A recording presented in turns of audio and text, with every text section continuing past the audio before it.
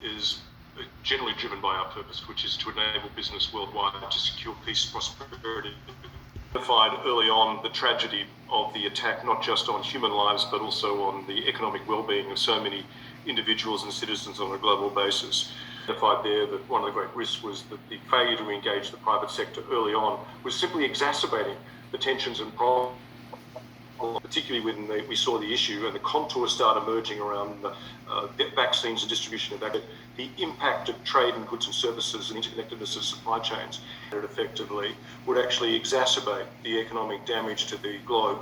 But importantly, that economic damage would not be visited just upon developing countries, but would actually be effectively visited upon developed countries. $9 trillion is economic damage, which would continue to flow unless the therapeutics were distributed equitably.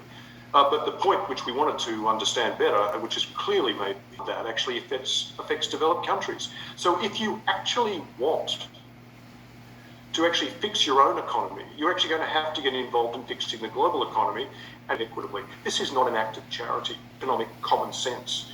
If you want to ensure that the trillions and the hundreds of billions that you are spending on domestic stimulus is actually more than ephemeral, also support access to vaccines and vaccinations